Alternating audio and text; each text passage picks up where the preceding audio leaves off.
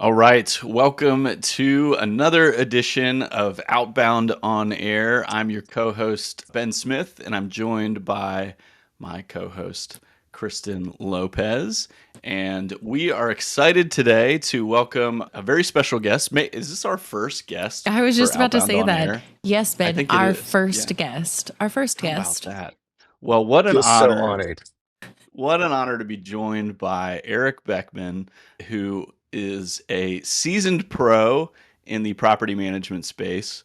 One of my favorite salespeople that I've gotten to know over the years in our little single family property management world.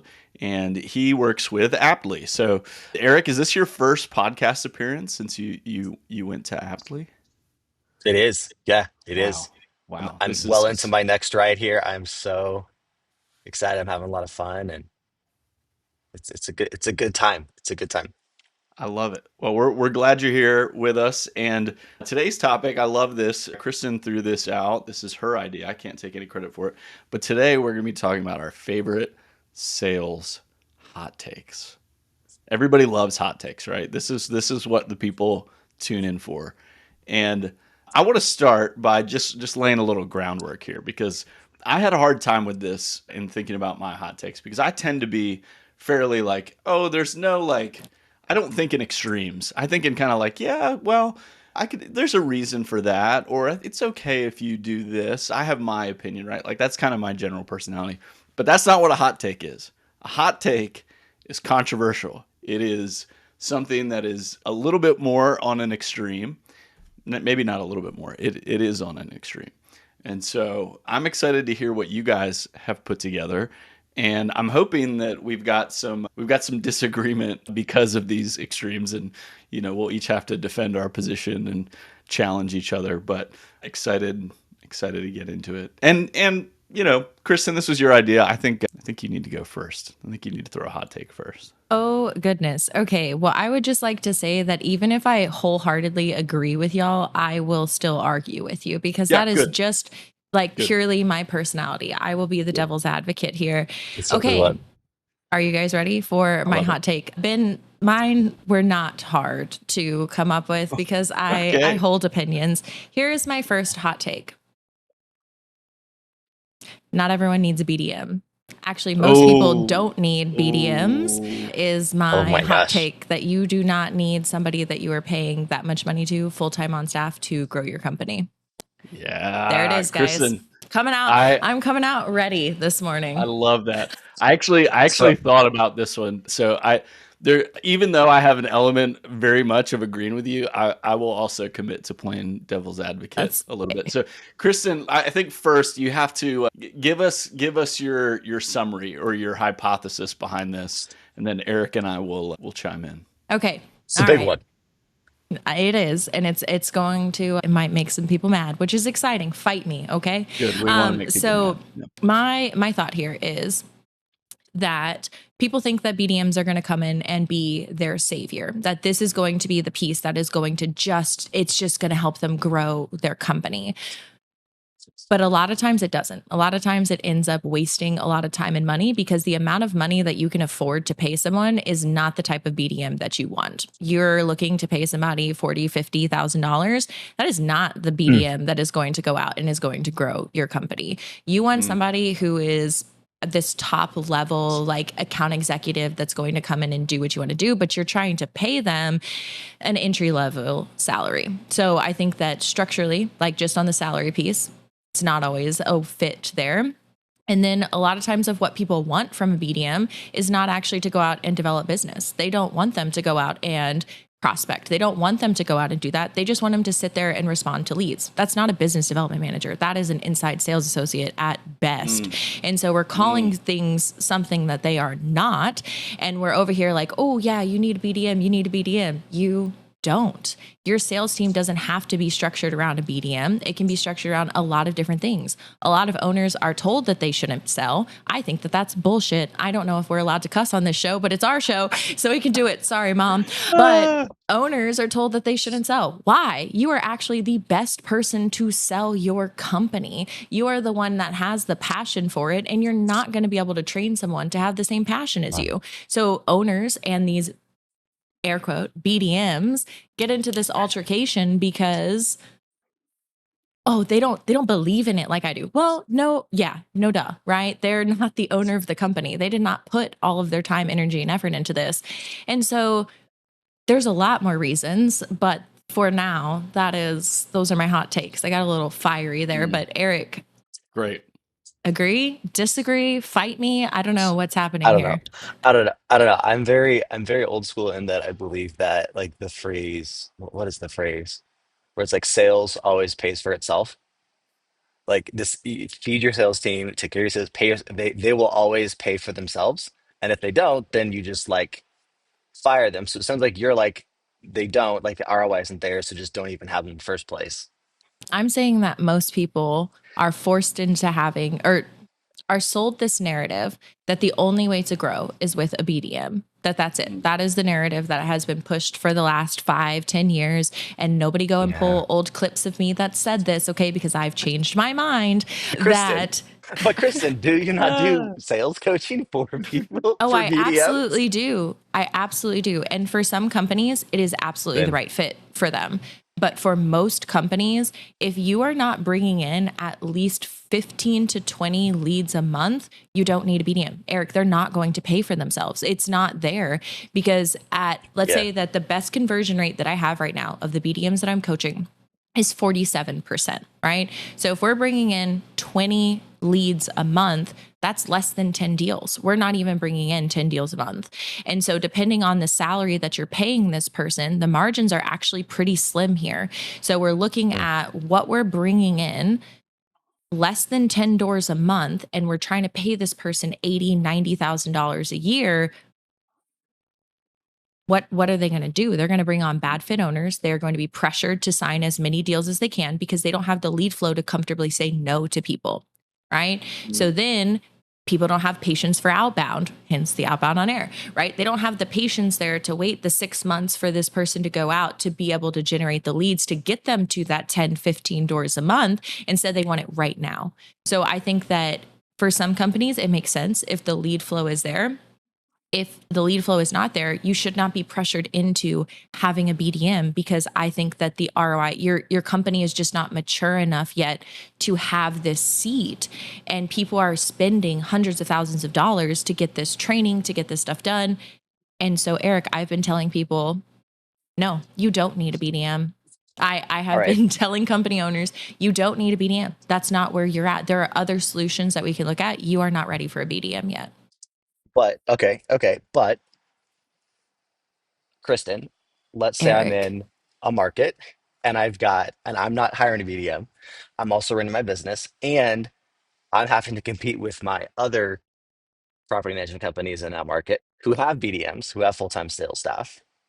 And you're saying I've got to be like a sales guy for my business and not hire somebody, but then compete with somebody who's got two, three, four BDMs in that market that I'm having to like What I am saying push for value. is that if your lead flow is not there, Eric, right? So let's say that you're a company owner. Yes, you are wearing a lot of hats. Your lead flow is not there, and you're a pretty good closer. Would you say, like, are you closing is what you're pretty okay at, or no? Love to close. Yeah, You love to sure. close. Absolutely. Fantastic. Love So it. then, Eric, you don't need a BDM. You need a sales assistant. You need an inside sales rep. Okay. You need Okay. somebody who can handle the pieces of the process that don't work for you, but you don't need a full time BDM. You need somebody that you can Mhm. pay $15, $25 an hour to be able to do the parts of the process that you don't want that keep you in that seat to close. All right. I'm going to start with what I disagree with. There's a lot I You agree with, disagree and with me, babe? No, I'm I know just this kidding. might be a first. There's a lot I agree with, and I'll touch on those things. But first, here's ultimately why I didn't go this route as one of my hot takes.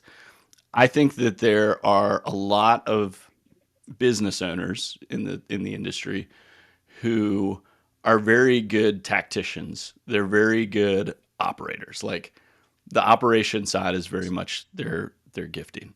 And Mhm. I think what happens is if that's the type of person you are, you're always going to skew towards the operation side. And ultimately, you might not have a sales background. Now, that's not to mean that you can't get that experience. You can't get good at it. But what I've seen, I have a few clients that I've worked with who don't have a BDM, right? It's like a property manager that is doing sales or the business owner that's doing sales. And what I've noticed is the biggest point of failure is in the actual like follow through, right? Like they might do a good job in the conversation with a lead when it comes in. But then like, maybe a follow-up email and nothing after that. Like there's a lot of, I mean, we know this, like there are a lot of times where you're not just going to have one conversation and close them on the spot, right? Like there's a level of follow up that needs to happen. There's a level of attention to detail that needs to happen. And I think for some people, that's going to be really hard unless you have someone fully devoted to sales, right? I think that's, to me, that is the biggest reason why it's a good idea to have somebody who is their sole focus is growth.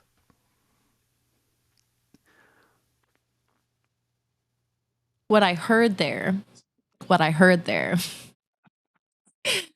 is that these business owners have no problem selling their company. They just are really, really sucky at follow up. So, what they need is somebody to help them with the follow up of getting things set up so that they can come in and they can close and then they can move Yep. on. Hey, Yep. but like I said, guys, for some people, having that full time sales rep makes 100% sense. I think that there are a lot of people that are sold this idea too early before they're actually ready for it. And they end up wasting a lot of time, energy, and money on this role that they're sold as their perfect solution as a fit. And we just need to be more open to the possibility that there are a dozen different ways that we can grow a company. And having a BDM is not the only way. And for a lot of people, it is not the best way to grow your company. Yep. That's it. Well, I would here's say, go ahead, Eric. Oh, go ahead, Eric. I would say, so I don't, okay, I don't think I agree with that. However, what I do agree with is that I don't like is when people hire a BDM in their business, here's what they essentially do. They're like, thank goodness. Now I've got a salesperson. That person does sales. They're in charge of the sales company. They sell. They're the ones doing it. Anything like that's all them. Now we can go do our business. And they're like, I've got a guy for that. That's the guy who does my Yep. sales. Instead of thinking, and it's almost like now that they've got that, like that tool in their, or that club in their golf bag, like they don't think about the utility of the other clubs. And what I would say is everyone in your business is in sales, like your leasing agents, your PM, Yep. your owner, like everybody, maintenance techs, everybody is in sales. And if you think that you've got your silver bullet now because you've got your BDM, like they're gonna no, like the best, and it goes back to your point, Ben, which is like some of the best salespeople are actually operators because they've got that knowledge inside of them and they have a like go-getter mentality. Um, I'll tell you, I'll just real quickly because I want to make sure we get through a few of these. What I agree with you on, Kristen, is one, the math. The math isn't mathing. I think a lot of people don't actually have awareness around what unit acquisition costs looks like for them. I mean, I say that from my, obviously my time at Profit Coach. Like a lot of people just don't know that number. And so if you're going to go and throw a big salary at someone, you better understand what it's going to take for that actual return on investment. The other thing too that I think is a big point here is like you're going to bring in a salesperson who is hopefully motivated by money, go make commission, right? And the Mhm. reality is that especially if you're, doing things the way that I think you should be, which is being selective about your owners and selective about the types of properties you bring on, your salesperson is going to get pretty frustrated when they get a yes from someone, you onboard it, and ops is like, this is not what we want, right? So I think that is one thing that people are not aware enough. I think, Eric, what you said is right. A lot of people think, oh, I just need a salesperson who's a go getter and they're going to go make it happen and they're going to grow the company. You've got to make sure that expectations and incentives are aligned really, really well. Otherwise, even if your salesperson is a total killer, they're going to get frustrated because they're getting somebody saying no. Oh, this is outside of our service area. Oh, this is not the type of property. Oh, it's a you know this owner only has one property and we want people that have three, like that sort of thing. So, well done, Yeah, or you Kristen. I lose like think that yeah, was yeah, that's a great one. Great I one. I for do sure. also agree with you guys that I am taking the extreme Yeah, this no, this morning. that's the Gotcha. Gonna point of be the so exercise. far, so far. So That's the point of Eric, the exercise. Ben, Yeah. who's got I their want hot take Eric. lined up? Eric, let's Okay. go. So my hot take, and this is something that I've recently started to believe. You need you need to, I would say you're required to tell the prospect what they need. Mm. Like you need to tell them what they need to do. You don't need to ask them. At what point? So Like Wow. straight That is out a hot top of the take. call, I'm tell. like, look, Eric, this is exactly what you need to be doing. Like, give it to me in context. Yeah. So yeah. So I I used to think that success in sales and success in growth and success in business was all about asking questions and being curious, all of that. I'm not saying I'm throwing it out the window, but what I am saying is that when you're in your business and in your sales, like you should just tell the client exactly what they need to do and be less curious about like asking a bunch of questions because I think people want to be told what to do. Oh, This I is this a is a hot very take. yeah, hot take. This is This steaming is yeah, hot. a hot yeah, take. yeah. And I think that if you can do and there's a lot of context underneath this, but I'll unlayer. I've even got a story for this too that happened Okay. last night. But I think if you can do that, that is the way to get like to uncap like the seventh layer of professionalism and sales and growth and conversion rates and business and everything and all of that. Yeah. All Wow. right. So I'm understanding where you're going with this, and I'm understanding there's a lot of context to it. Like as I'm imagining, if this was something I agreed with, you know, Yeah. what's the context behind it? So I get that. But you did say something that I think that I fundamentally disagree with, which is that an assumption that people want to be told, like like there's a deep underlying like I I know. what I really want is somebody just to tell me what I need, and I think that's the part that I fundamentally disagree with. I think that at the core, I think people want to reach decisions on their own. I don't Self-discovery. yes. I think that question asking is the most critical part of being in sales, and curiosity is the most critical part of being in sales. I understand the nuance here of like I think what you're saying essentially is like you do good discovery, you get through that, and ultimately you have enough information at that point to make an informed and pointed statement to your prospect. Like, all right, well, Yeah. based on what we've talked about, what you've told me, this is what you need. But I think Is where I that, wait, disagree is is, that what you're saying, Eric? Or are you saying throw discovery out the window? I'm not saying throw discovery out the window, but I'm saying the discovery can be less than 10% and the oh, tell is all like right, 90%. I disagree Oh with that, no. Eric. I So disagree with that. I'm saying like it's all almost all like now no the discovery can happen after like this discovery and the curiosity happens like progressively, like it's a continuous, it's not just okay I've got this boom. But here's the thing, like when when I have a couple properties, and when I was dealing with a bunch of really bad property management practice, I was on the market and I called my person and I said like, okay, I've got a bunch of issues. Here's the 6 issues. I need a better property manager. Can you fix these? Can you go?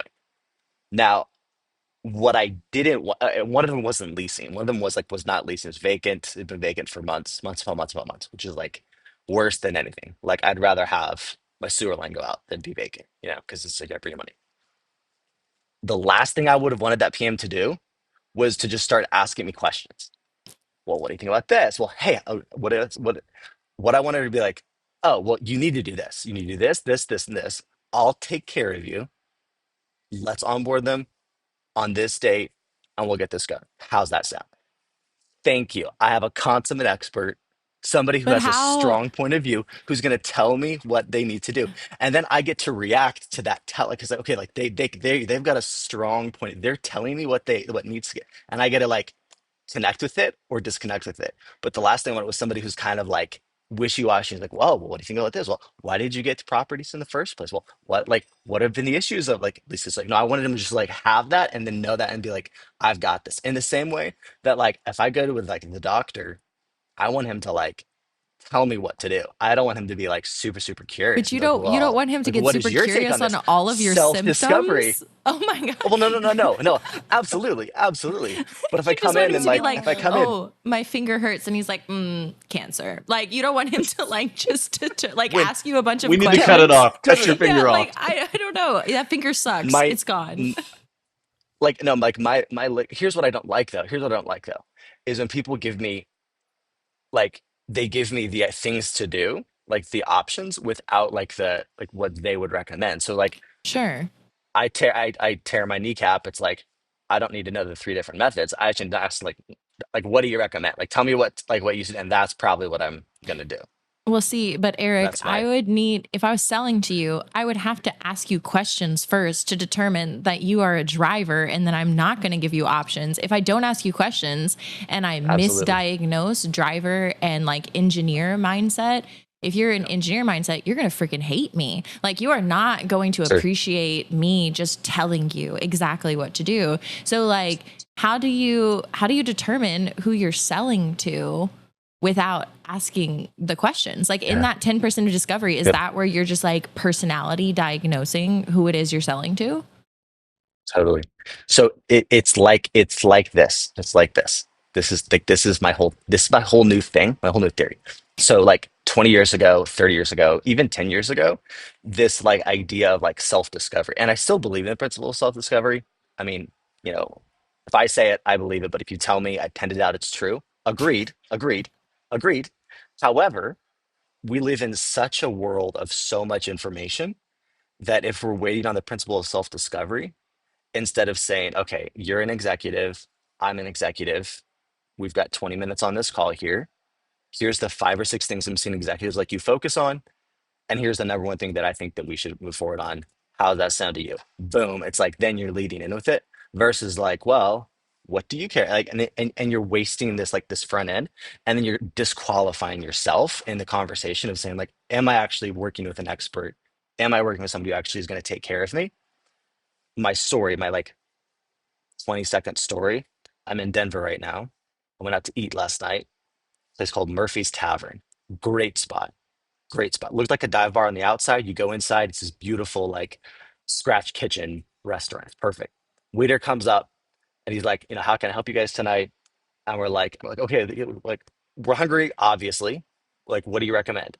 And the way that he told me what to do, fantastic. Menus, I hate menus. There's like 1,000 different scenarios.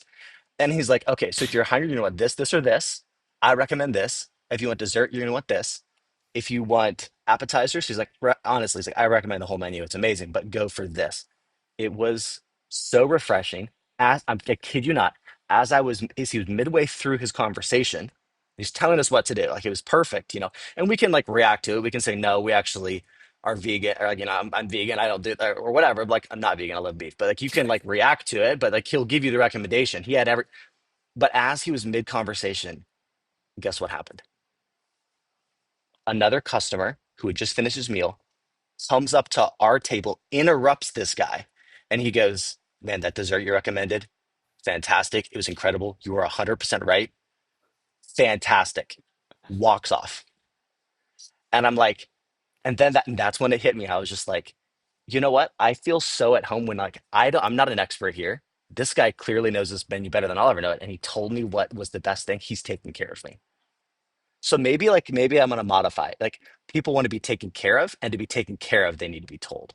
Maybe that's my All right. nuance. I Maybe okay. that's my I nuance. see the point that you're getting at here. I think this is my biggest problem with it, Eric. I think what you're describing is very situational, right? Like that, first of all, Okay. like a doctor, what a doctor's telling you versus what a waiter's telling you. Those are kind of two different extremes, right? In terms Those are of, extreme. Fair, fair, right. fair, Ben. But it's also very dependent on personality type. Like I think you have True. to read the person that you're talking to and Mhm. understand, like, okay, does this person want to be told what? I think if you took that approach that you just described and blanket applied it, you would have a lot of people that you would alienate, right? If you didn't kind of Mhm. measure and try to get like, okay, what's this person like? Like, what are they really looking for here?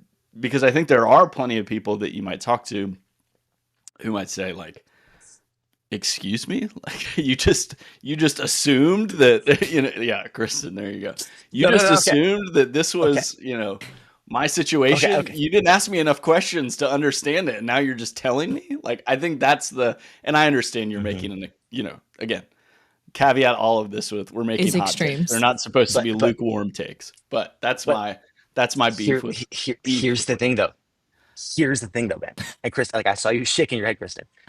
Imagine if I said this. Hey, look, Kristen, it's been great connecting with you. Look, I heard it, like, lots that we've connected on here. Understand you've got some issues. You're looking for property management. Now, I've got a recommendation for you.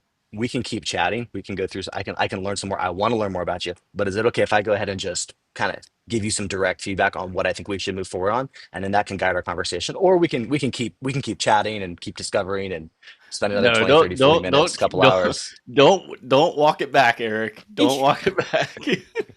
No, no, no, no. The two options. Like if you're presented with like, "Hey, I've got a recommendation for you. Let's go with that," or we can But now keep you're not telling me what to discovering. do. Now you're not telling me what to do. Now you're Well, I giving me know, but I'm saying options, which would which be. I'm saying which was your preference. if Your you preference would give be me tell it if to you me give now. but if Tell you it to give me me now. yes, if you give me the See? option, yes, I would. If you just say, Kristen, this is exactly what you need to do, I can almost No, guarantee no, you I will not want to buy from you, because don't assume that you know me. But if you give me the option, no. I will definitely I'll definitely take the faster path to it. But don't just assume that that's what I Yeah. need, Eric. Don't No. assume me. Don't assume that you Yeah. know me. Yeah. Assume But assume it's the wrong thing. that's my own Yeah. personal. But I definitely see where you're coming from, and I definitely think that with proper discovery work, we should be telling the prospect what they need to do. That's like my point of Yeah. differentiation there. That Yeah. with proper discovery work, and not about things that are not appropriate to you, or not like, because if you came to me and you were like, oh, I've got these properties, vacancy is my biggest issue, I'm going to dig in about the property. I'm going to understand, Mm. are you the problem, Eric? Did you not want to drop your rental rate? Are Oh, you not sure. wanting to play ball here? Like, that's what I want to figure out first before I just close you. Because if I close you and you're a pain in the ass, how am I supposed to tell that to my team? Like, how am I supposed to That's say true. it's my bad? I didn't screen him. I just I told did them. not find his red flags. I just told him that this is what he needed. It's So I true. think that with some discovery work, and 10% for me personally is a little bit low. However, depending on people's personality styles, I think that there is approach that works for everybody. And I'm seeing a lot more of this direct, like, give people exactly what they need because of the information that's available to them online, because of just this flood of everything that they could be doing.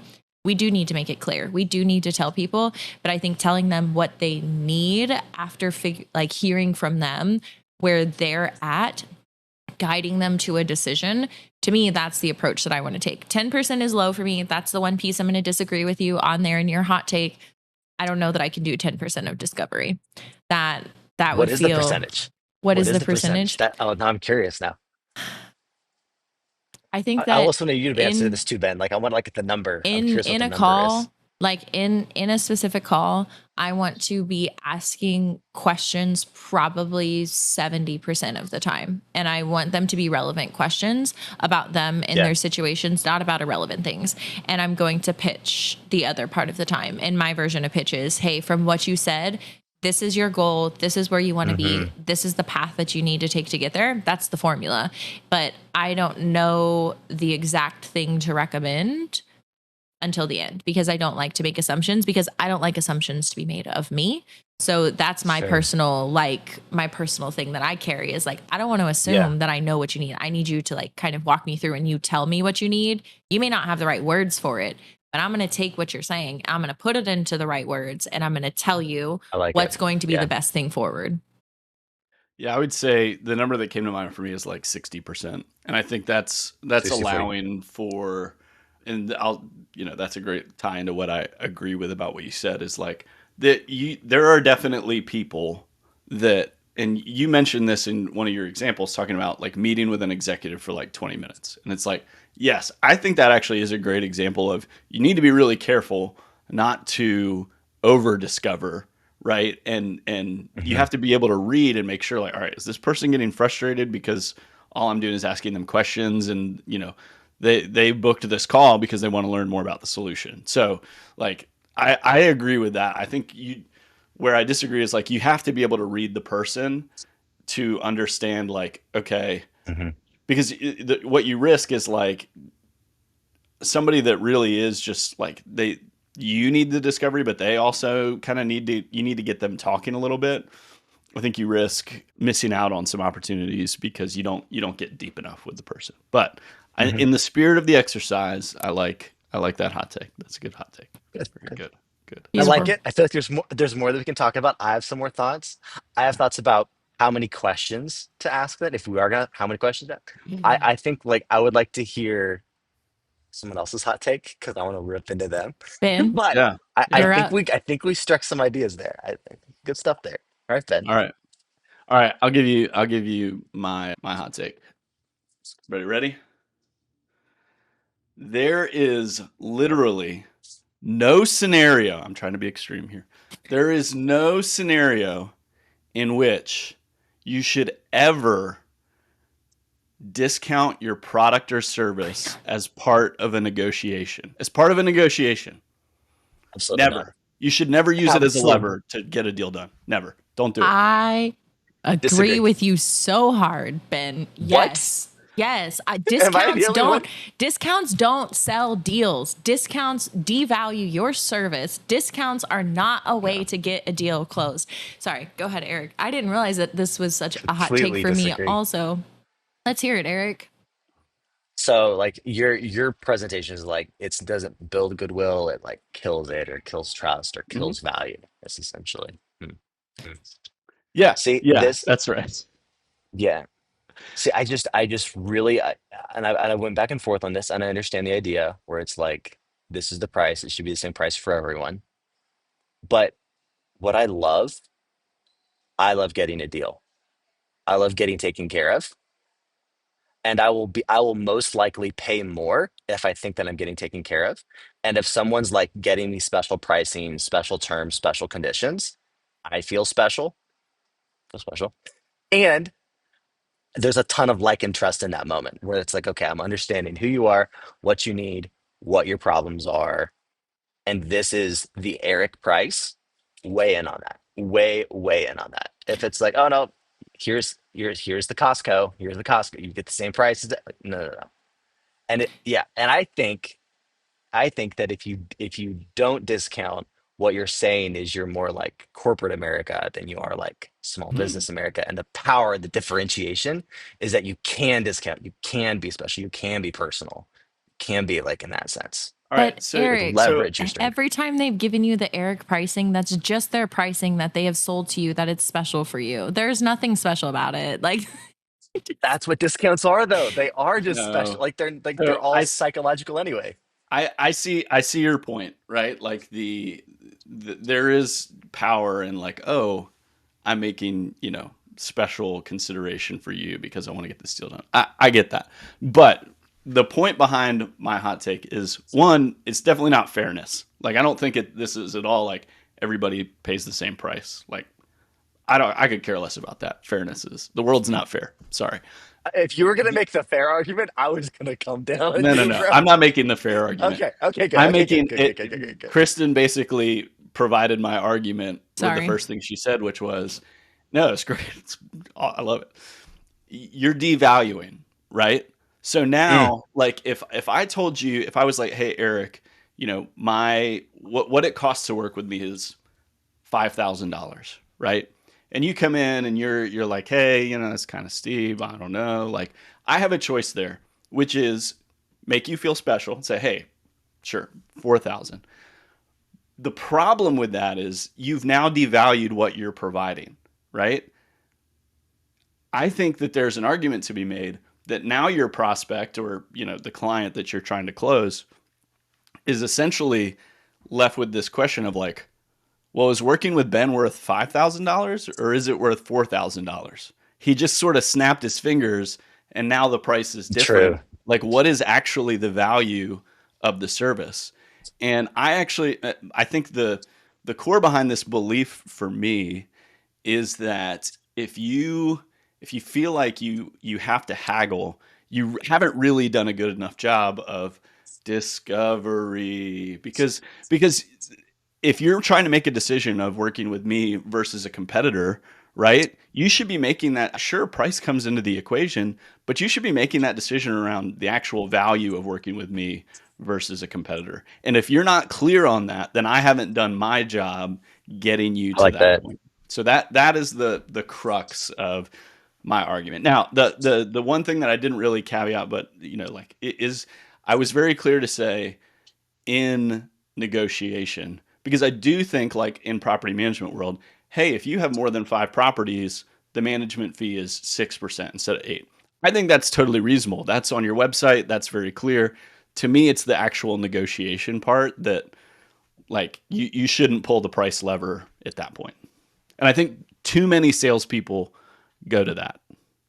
That's like their first move when somebody throws a pricing objection at them. It's like, oh, I'll just discount it. It's like, Yeah. okay, well now you've entered a very transactional world that I don't think you actually want to be in. So And my first thought whenever people offer discounts to me is, oh, okay, so it actually costs less. Why didn't you just give me that price to begin yeah, with? right. Like, that's always my Hmm. first thought. Great example. My daughter needs braces. And so we went into her dentist, and her dentist was like, yeah, I also do braces. And I was like, cool. So they gave me a quote of $7,700. They Oh, said, but if you sign today, you can have $1,000 off. And I was like, that's not motivational to me. That means that the braces should just cost yeah. So $6,000. right, and actually it should be less because they're just that they're not taking out. You're not getting lesser quality braces. Like No, it's just taking out of they, their bottom line, exactly. right? So it's like, okay, so you're just straight Yeah. up overcharging here, and you're trying to motivate me by telling me I can have a discount, but it's the same thing. Like, it's the same product that I'm getting. But, and so I agree with you, Eric, to where you said, I will pay more money if I feel like I'm getting a quality service. 100%. And I think most people will. But the only way that you feel like you're getting a quality service if there's somebody that stands firm in their beliefs. Like Jen Rulin's queen. She is someone who every time that somebody asks her for a discount, she goes, aren't you sweet for asking? No. And that is what I have started doing as well, because Oh, I it's hate like, that. no, I'm sorry, we don't discount our service because we're still doing the same thing. We are still providing the same service. And especially in property management, you want to go down a percent on the management. Now the company is making less revenue, but we're still doing the same amount of work. We are still doing the same thing. And so whenever I was selling property management and people would say, hey, I want a discount, I'd be like, okay, what would you like for us to not do? Right? Would you like us to not screen your tenants? Like, would you like for us to not write the lease? Would you like for us to not do this? Because all of these are tied to a specific action that we are doing. And we're not going to not do that because you want to pay less money. Like, go elsewhere. Go find less, right? If you cannot afford this, we're not for you. And I think there's power in that statement more so than offering a discount of that, like, no, you can't work with me. Okay, you don't have any money? Great. Thank you. Bye. Like, to me, that feels more powerful than like, oh, no, but wait, like I'll give you 5% off. I'll give you 10%. Like, to me, that's desperation. Like, that is Yeah. just so desperate of like, oh, I'll give you money off. And it's like, no, we are worth the money that you're paying. And if you don't see our value, go work with somebody else and I'll talk to you a year. You talk to you in a year whenever they suck, and you come back to us because you're not getting the service you want. Well, like, okay, so if we take the example of your, so I still, I'm not quite there because, like, if the dentist would have said that, like, oh, like you're not going to pay the price, like you can leave it and fine, whatever, leave. That's not like it's not a great experience. But if they said something like, hey, Kristen, like we've already got your daughter in here, we already did like the scan thing or whatever, like the thing you bite Mm-hmm. into, and like the like whatever that we already did that thing. We already got all this stuff. We've even got an open slot next month. If you want to confirm this, we can give you a better price than if you just come in whenever, and we have to fit you in whenever. They which didn't. technically They it's a didn't discount. do that. But They didn't I do know, that. but that would, if they did, they just said, "Hey, we'll slap it." I was like, no, no, you always get a reason for it. But if that was the case, would you have still felt like, oh, this is bait and switch, or would you have felt like, oh, that makes sense? They actually have this availability. We already done some of this pre-work. They've already got me in the system. They know her. They got the slot. Boom. Now the price is 6,250 instead of 7 grand. What a deal. No, you should have you should have quoted me $6,600 to begin with. Like you should have told me what the price is, because now I'm like, that's shady. Like that's shady that you were saying that you can just knock $1,000 off whenever you want. Like to me, I'm like, oh, so you're overcharging suckers that don't want it. Like to me, that's not the right motivation factor. Like to me, for me Yeah. personally, like that is not my motivation factor. I do not get super excited because, oh, I got this discount. Like I know what I want. I know the Yeah. services that I want. And first of all, like I also knew that that was way too much money for braces. Like that is not what this should cost. So I need second It's opinion. insane what prices are. You're right. But Well, it go was, ahead. to me personally, I think that discounts, if you're so quick to give a discount, that means that your product is overpriced and you're Bad just sales. trying to get Agreed. people Yeah. like into get people Agreed. into stuff. I don't believe that discounts are things that sell product. I think that people sell product well, and whenever you connect with what people need and you tell them what they need, then success happens. So Eric, I think the example you just gave, I think is it's a step closer to like reasonable for me. I think the Totally. the like underlying point of what Kristen's saying there is like if I'm thinking to myself, oh, okay, like I think there's a world in which I'm going to put myself in Kristen's shoes. I will be in Kristen's shoes because I have 3 kids and me and my brothers Oh had gosh. races growing up. So Oh gosh. when you So said sorry. 7 grand, I was like, oh man, I gotta start. I need to sell more. All of a But like, sudden, Bright Reach prices start to yeah, jack a little Bright Reach bit. prices are going up. Hey guys. What Yeah. it made me think of was, okay, that's a big purchase. My dentist said they'll knock 1,000, knock 1,000 off the price. Actually, I wasn't thinking about it before, but now I'm gonna go look around because that's a lot of money. I'm gonna go Yeah. tell their competitors, I can get it for 6 over here. What can you do? Can you do 5,500? Like it, I think you inadvertently throw people into transactional commodity mode when you do that. So Hmm. like that's the part there. The other thing I'd say too, like back to your point about trust, Eric, and I'll use an example from my life. My wife and I have taken our cars to the same shop. And again, look, these are all different. We're talking about different products, different services. Like that's the caveat. For We've sure. taken our Yeah. cars to the same shop for like 12 years, always.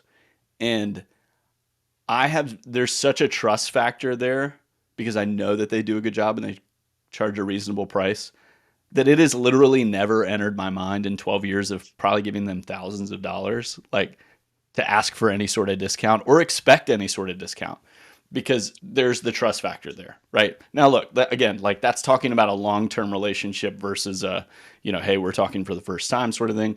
But I think my point is like there are other ways to like build trust and goodwill in the sales Hmm. process Hmm. without Hmm. going to the discount. So there you go, Hmm. man, guys. We're at 45 minutes. I mean, I don't know what the time worked out to be, but it was basically, we could say roughly 15 minutes per hot take. That's pretty Yeah. extraordinary. So, Yeah. any final reflections on this, either about hot takes in general or about any of the ones we talked about? Still disagree. No. I would just like to say that Keep going. No, a lot Eric of things. Eric fundamentally That's what you say. disagrees with most of the things that we do in, so he's never invited back as a guest. No, I'm just kidding. Cool. Cool, guys. Cool. No, I No, I so agree. Yeah. Yeah. honestly having Eric Yeah. here was great because Kristen, I think you and I are just we'd be like like, oh, we that's worked not a hot together for take. so long that we're just very aligned on everything. And I think if the two of us had did this, it would have been kind of boring. It would So have I had to Eric, come in hot. I appreciate the spiciness in not only in your Had to hot come in take hot. but also in your responses. So I Had think to come in hot. this worked out great. Yeah. Yeah. No, I had to. I love what you guys are up with, so I got to push this a little bit. Just got to push a little. Just get a little uncomfortable. It's That's good, You good have, good. stuff. you have Really good to. stuff. I mean, it's so exciting to debate back and Yeah. forth. But I think at the end of the day, we all want salespeople to succeed. And I think that we can all agree that it's within You have to Yeah. find your own way. There is no one best method Agreed. for everyone. What works for me and works for Ben, works for Eric, may not work for you. It's all a personal style. I think that you have to develop over Yeah. time. And while we have our strong beliefs, other people do too, which would be really cool. Send them in. Let us know your hot Yeah, takes, no, because I think it would yeah, be fun It'd to be fun. continue this yeah. on. I agree. And the one reflection I had, because, I started this with the like hot takes, that's not really like my personality. My takeaway is sometimes it's good to have what you believe challenged, right? Because you have to Yeah. actually, all right, why do I believe this thing? If I'm saying something this definitive, can I back it up with Mm. good reasoning and logic? And you may actually find like, oh, well, maybe I don't hold that belief quite as strongly as I thought I did. So, Yeah. thank you Yeah. all for listening. Good Eric, stuff. thank you for being with us. It was such a pleasure. Honor to have you as our first guest Thank you. on Outbound on Air. And we will see you guys next time. Thank you, Ben. Thank you, Kristen. See you guys.